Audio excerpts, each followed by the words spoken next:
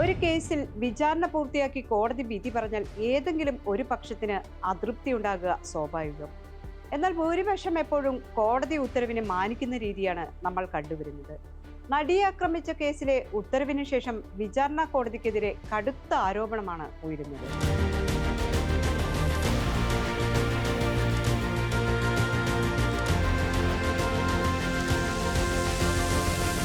പൊതുബോധം കോടതി ഉത്തരവുകളെ ബാധിക്കാറില്ലെന്നും ഉണ്ടെന്നുമുള്ള തർക്കം നിലനിൽക്കുകയാണ്. അതിവൈകാരികമായി പ്രശ്നങ്ങളെ സമീപിക്കുന്ന ഭൂരിപക്ഷമുള്ള നാട്ടിൽ കോടതി വിധികൾ പ്രതീക്ഷിച്ച തരത്തിലല്ലെങ്കിൽ അതിൽ പ്രതികരണം സ്വാഭാവികമാണ്. ബിഷപ്പ് ഫ്രാങ്കോ മുളയ്ക്കലിന്റെ കേസിൽ അത് കേരളം കണ്ടതുമാണ്. നടിയെ ആക്രമിച്ച കേസിൽ പൂർണ്ണ നീതിയില്ലെന്നാരോപിക്കാൻ പ്രോസിക്യൂഷൻ ചില കാരണങ്ങൾ ഉന്നയിക്കുന്നുണ്ട്.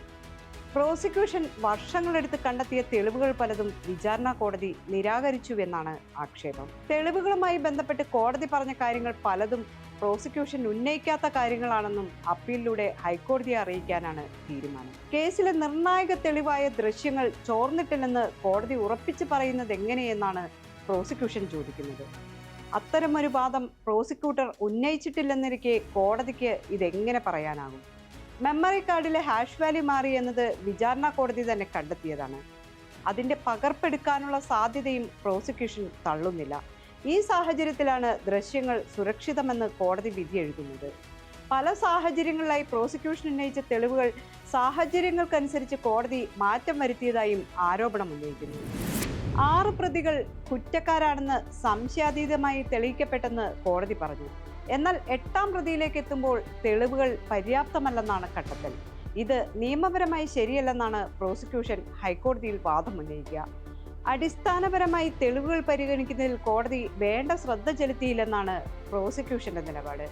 എന്നാൽ തെളിവുകളുടെ ഒരു കണിക പോലുമില്ലാത്ത കേസിൽ സമൂഹത്തിന്റെ താല്പര്യത്തിനനുസരിച്ച് വിധി പറയാൻ പറ്റില്ലെന്ന നിലപാടാണ് വിചാരണ കോടതി സ്വീകരിച്ചത്. ഉത്തരവിനെ വിശകലനം ചെയ്യുന്ന ചിലരുടെയെങ്കിലും അഭിപ്രായവും ഇതുതന്നെയാണ്. ഹൈക്കോടതി സിംഗിൾ ബെഞ്ചിലാണ് സർക്കാർ അപ്പീലെത്തുക.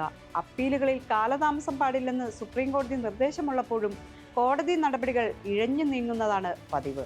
അതിനാൽ അതിജീവിത ഇനിയും നീതിക്കായി എത്ര കാത്തിരിക്കണം? പൊതുജന ശ്രദ്ധ പിടിച്ചുപറ്റുന്ന കേസുകളിൽ പ്രതീക്ഷിച്ച വിധിയുണ്ടായില്ലെങ്കിൽ പൊതുജന വികാരം കോടതിക്കെതിരാകുന്നത് ഇതാദ്യമല്ല. പക്ഷെ കോടതിയെ സംബന്ധിച്ചിടത്തോളം തെളിവുകളാണ് പ്രധാനം.